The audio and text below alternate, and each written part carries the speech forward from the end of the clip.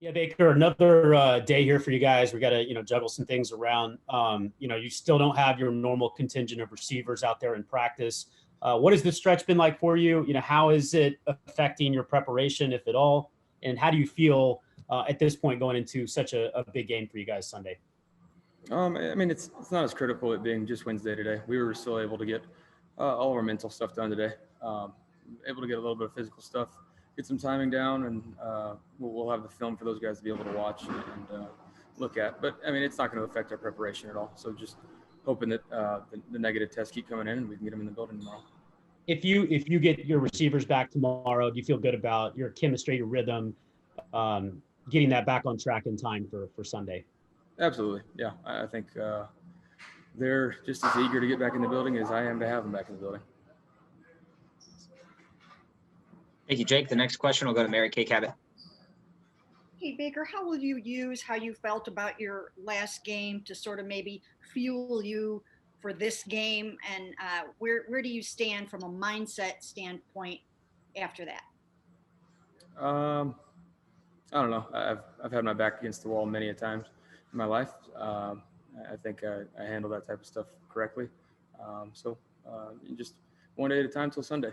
I can't win it right now. I have to move on from the game and work to get there. Will you use it to your advantage? I mean, sometimes a mad baker is a good baker. No, I was thinking I was probably going to use it as a disadvantage and, maybe drop the ball 4 more times. I don't know. Thank you, Mary Kay. We'll go to Tom Withers next. Thanks, Rob. Thanks, Baker. I don't know about you. I don't even remember what a normal day feels like anymore. So when you're going through all this, Baker, and the mental challenge that it is to kind of put all this stuff behind you, physically you go into the weight room and kind of work through it. Mentally, how do you stay sharp and focused? These days can be pretty exhausting. The schedule changes and not exactly knowing when you're supposed to come in, get your, the practice in, the workouts in. So you just kind of have to stay by your phone as they tell us to do and just be alert for it. I mean, we can't do anything about it. So there's no reason to complain. It's just you roll with the punches and have to deal with it. I mean, we're not the only ones having to deal with adjustments. For sure. You played in a lot of big games in your football life. How do you keep that in context when you're coming up upon a big game like this, like whether it was in the college football playoff or the bowl game or a big rivalry or whatever?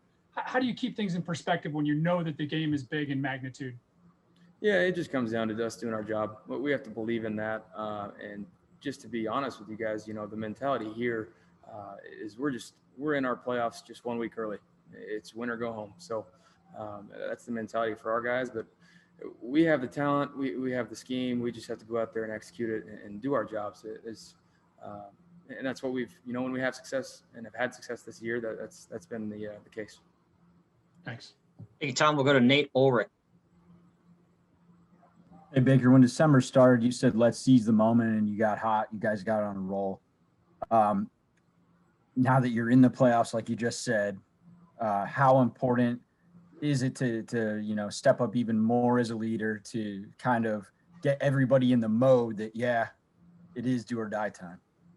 I think everybody feels that. I think, I try to do as much as I could early on, just being myself and pushing everybody to realize that those games were so important.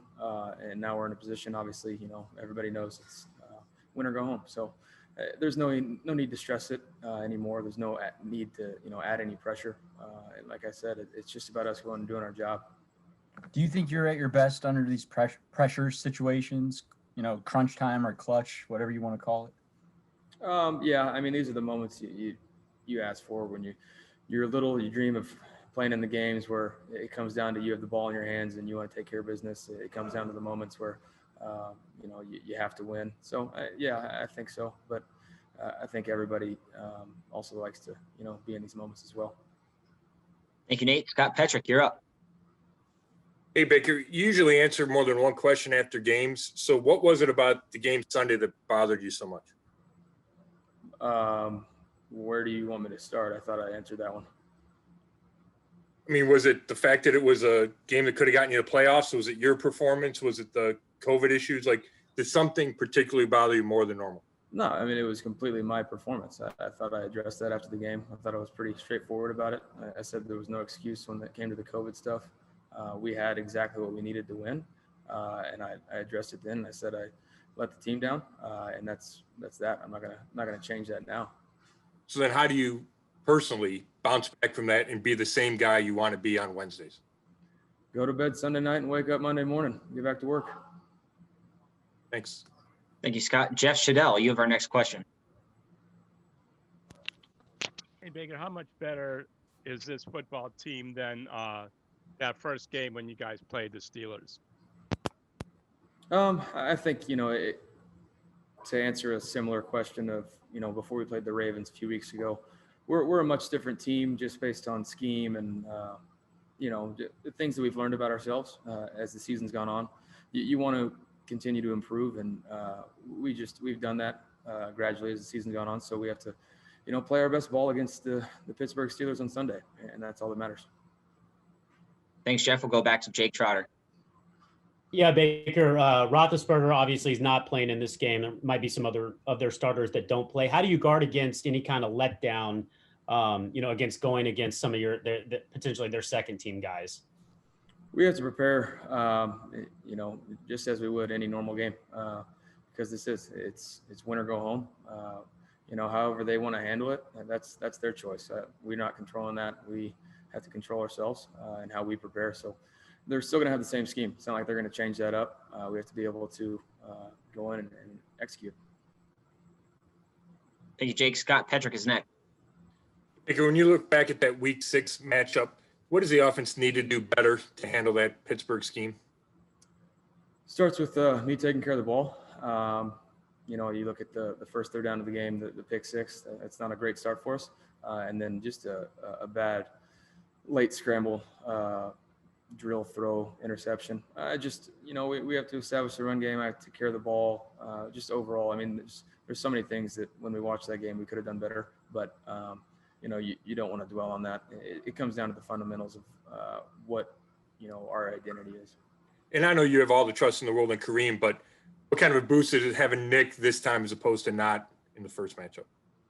I think it helps both those guys having, rotating in the fresh legs. I've hit on it a couple of times. Just as the game goes on, it wears on those defenses to be able to, rotate those guys in and seem like they're in the first half still. Thanks. Thanks, Scott. Nate Ulrich, you're next.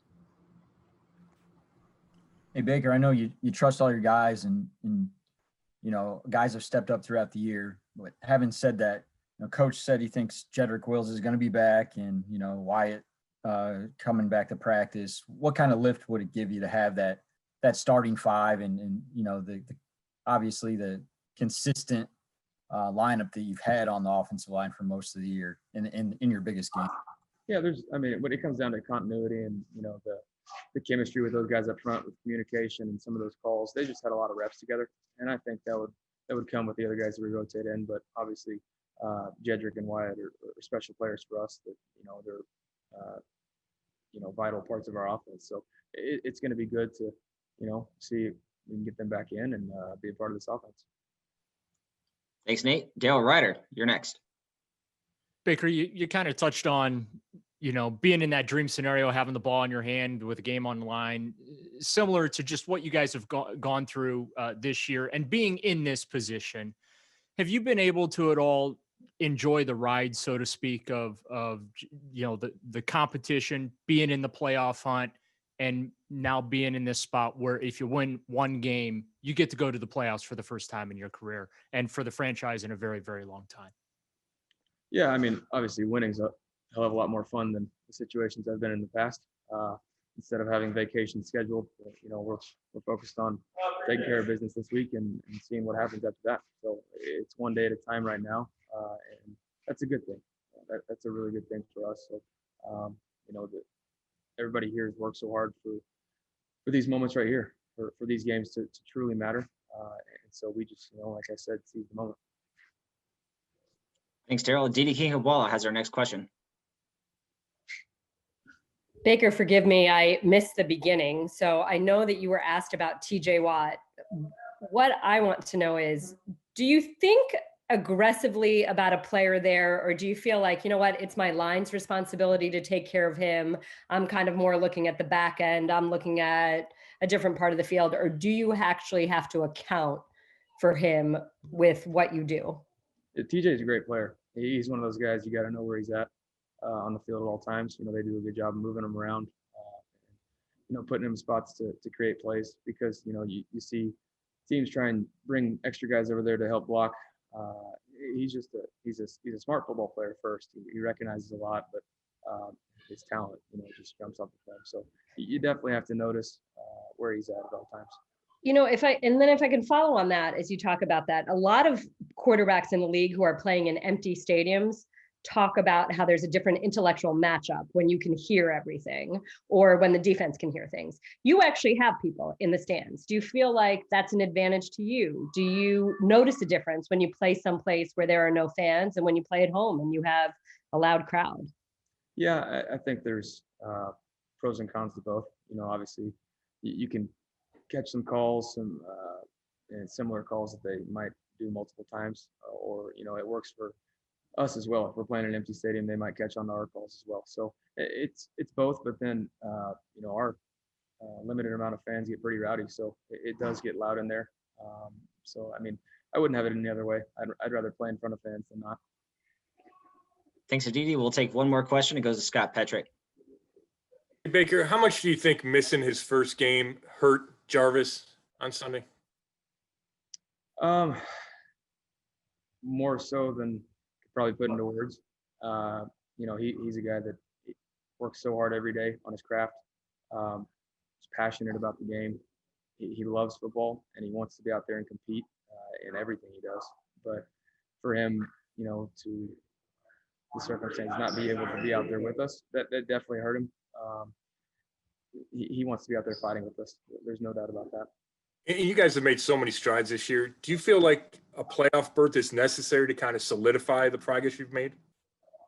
Yeah, I mean, we're not trying to solidify anything besides, you know, our win-loss record. We're trying to get on to the next one. The ultimate goal is playing that, you know, that second weekend in February. So that's what we want to do. And, you know, we're not looking for approval. We're looking to win games and take care of business.